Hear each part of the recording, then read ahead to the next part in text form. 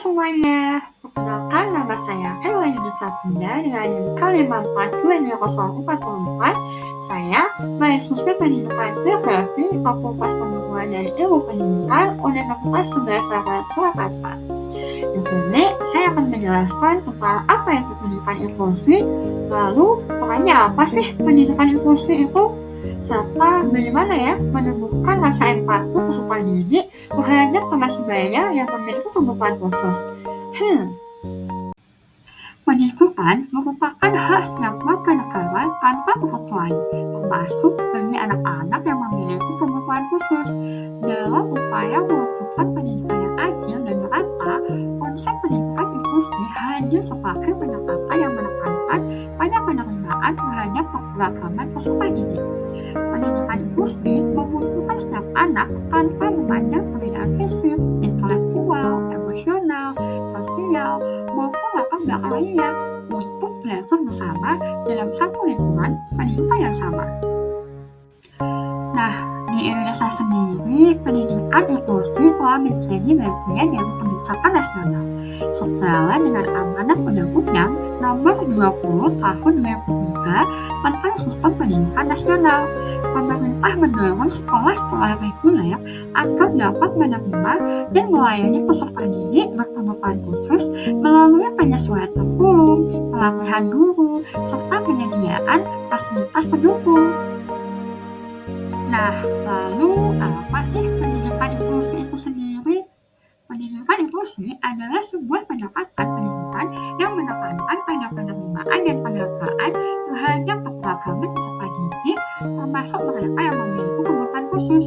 Dalam konteks ini, semua anak tanpa memandang perbedaan fisik, intelektual, sosial, emosional, atau bahasa memiliki hak yang sama untuk memperoleh pendidikan yang berkualitas di lingkungan sekolah reguler. Pendidikan inklusi tidak hanya sekedar menyatukan siswa berkebutuhan khusus ke dalam kelas umum, tetapi juga menciptakan sistem pembelajaran yang fleksibel, adaptif, dan responsif terhadap kebutuhan individu. Nah, untuk selanjutnya, coba teman-teman semua perhatikan data di atas. Kira-kira apa ya yang dapat teman-teman simpulkan? Yuk kita bahas. Data tersebut adalah data yang diperoleh melalui Susenas pada tahun 2018. Data tersebut menyatukan gambaran tentang riwayat partisipasi pendidikan kelompok usia 19 hingga 21 tahun, atau 1 hingga 3 tahun di atas tingkat usia resmi untuk kelulusan SMA. Berdasarkan hasil analisisnya, anak dengan disabilitas adalah kelompok yang paling dirugikan dan mengalami banyak kesulitan dalam mengakses dan menyelesaikan pendidikan. Sementara mayoritas anak tanpa disabilitas atau sebanyak 99,6% dapat berpartisipasi pada pendidikan dasar. Hampir 30% anak dengan disabilitas tidak pernah menginjakkan kaki di kelas. Selain itu, proporsi putus sekolah pada anak dengan disabilitas lebih tinggi dibandingkan anak tanpa disabilitas. Sebanyak 62% anak tanpa disabilitas berhasil menamatkan jenjang SMA dibandingkan hanya 26% pada anak dengan disabilitas. Nah, untuk itu, pendidikan inklusi memiliki peran yang sangat penting tidak hanya dalam memperluas akses pendidikan, tetapi juga dalam membentuk masyarakat yang inklusif dan menghargai perbedaan. Melalui pendidikan inklusi, nilai-nilai toleransi, empati, dan kebersamaan dapat ditanamkan di siswa. Hal ini sejalan dengan tujuan pendidikan nasional untuk membentuk manusia Indonesia yang beriman, bertakwa, berakhlak mulia, serta mampu hidup dalam keberagaman. Nah, selanjutnya ada peran penting pendidikan inklusi di Indonesia. Yang pertama, ada memberikan akses pendidikan. Pendidikan inklusi memberikan kesempatan bagi anak-anak dengan disabilitas untuk belajar bersama dengan siswa lainnya tanpa memandang perbedaan. Ini memastikan bahwa semua anak terlepas dari kondisi fisik atau mental dapat mengakses pendidikan yang layak. Yang kedua, ada meningkatkan toleransi dan empati. Dengan berinteraksi dalam lingkungan beragam, siswa belajar untuk menghargai perbedaan dan mengembangkan sikap toleran. Ini membantu mengurangi stereotip negatif dan meningkatkan hubungan sosial di antara siswa.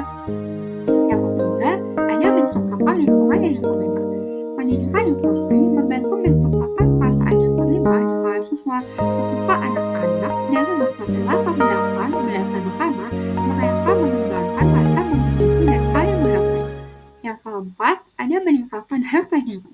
Dalam lingkungan inklusi, siswa berkebutuhan khusus dapat meningkatkan self-esteem mereka.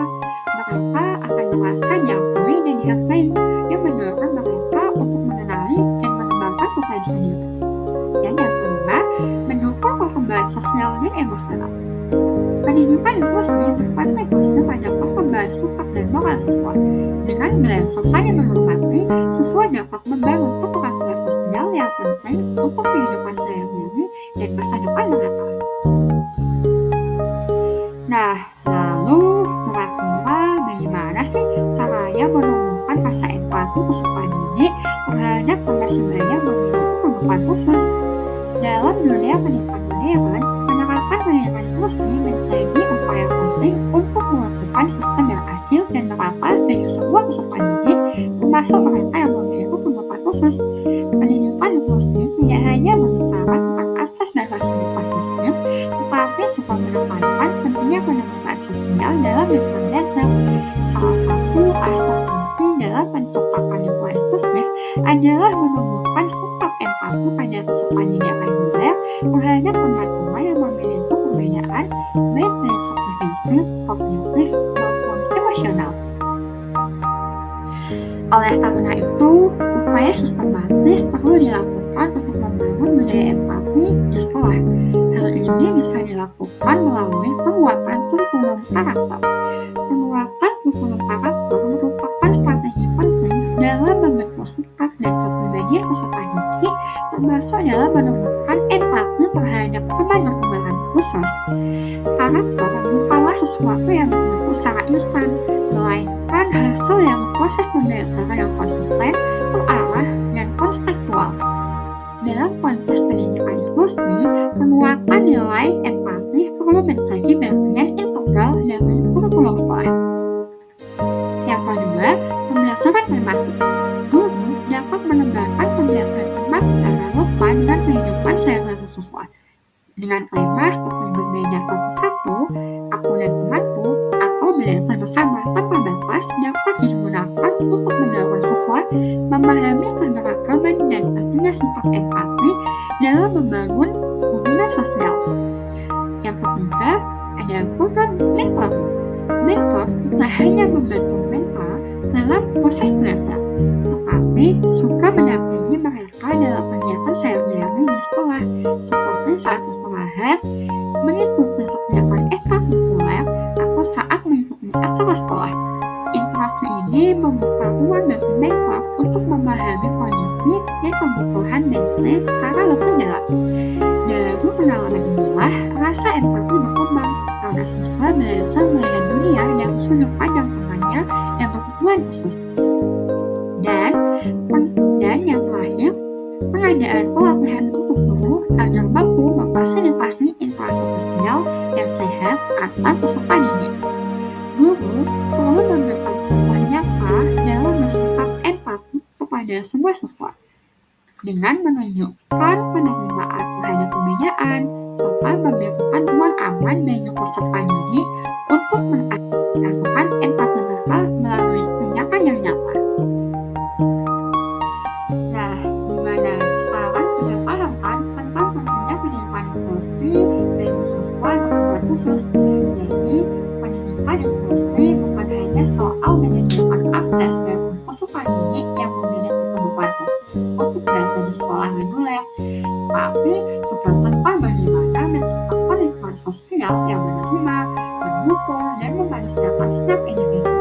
Salah satu fondasi penting dalam mewujudkan hal tersebut adalah dengan menumbuhkan rasa empati di kalangan peserta didik. Membangun empati di lingkungan sekolah bukanlah proses instan, tetapi merupakan investasi jangka panjang bagi masa depan bangsa. Baik sekolah, guru, peserta didik, orang tua, dan masyarakat perlu berjalan bersama untuk menciptakan suasana belajar yang adil, terbuka, dan inovasi. Untuk itu, mari kita wujudkan pendidikan yang tidak hanya mencerdaskan, tetapi juga menyentuh hati super impulsif.